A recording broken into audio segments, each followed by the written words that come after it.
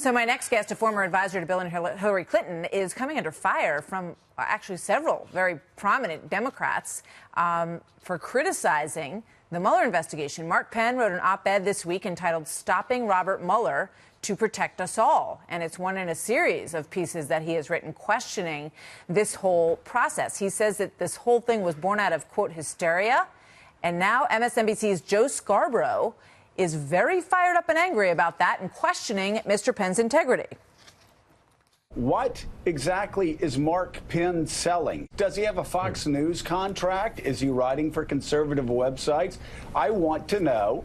As you know, in Washington, D.C., often when people do strange things like this, creatures of the swamp, they're doing it for a reason. Here now to defend himself is Mark Penn. Mark, good to see you tonight. Are you getting paid by Fox News? Not that that's really a bad thing. Lots of very upstanding individuals get paid by Fox News.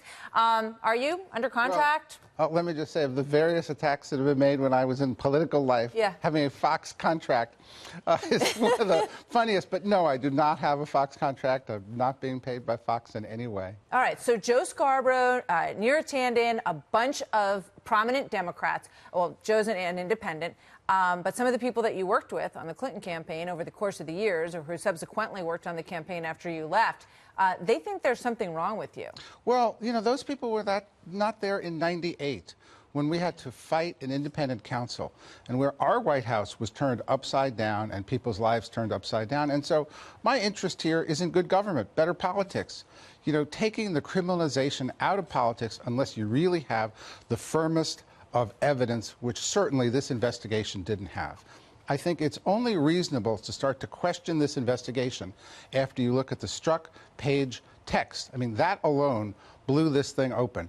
Once this report comes from the independent counsel... But those folks would say, you know, big deal. So they criticize the president. They cannot like the president and still do their job. Oh, that insurance policy text really suggested something else that was going on here. And you have this full investigation now going on by the IGs of the DOJ. When that report comes out, I think that's going to blow the whole thing wide open.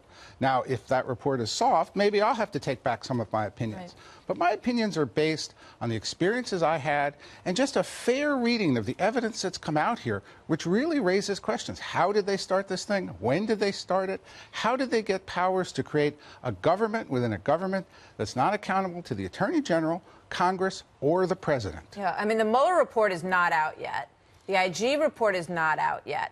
And yet conclusions have been completely drawn by some of the people that we're talking about. They're done. They've seen it all. They know what the evidence is. They've decided what the outcome is going to be on this, and they see you as on the wrong side. In fact, in one point, Mr. Scarborough said this morning, you know, the problem with Mark Penn, you know, spouting this stuff is that some Democrats will look at him and say he's a Democrat, and he says that, and you might change their minds. That's what he said is so scary about this. Look, I wish in '98 more Republicans had been willing to say, hey, this investigation is wrong. We shouldn't be disrupting the country for this. I want more Democrats to go out and say that now.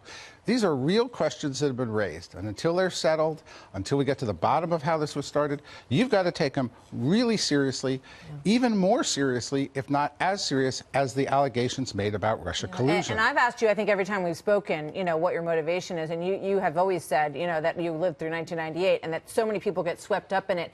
They're, you know, these young staffers paying their legal bills, and it just makes them never want to work in politics again. You know, I've been glad to see people come up to me and say, hey, they really enjoy reading both sides of this. I see people having debates within families, which is the right thing. Absolutely. And I think everybody is. Very touching letters from people who went to jail based on previous independent counsel investigations who appreciate an honest perspective on this. We try to keep an open mind and look at both sides of this story, and we'll be following it until it reaches its conclusion, and then we can all make our judgments about how it ends up. Mark Penn, good to see you tonight. Thank you very much.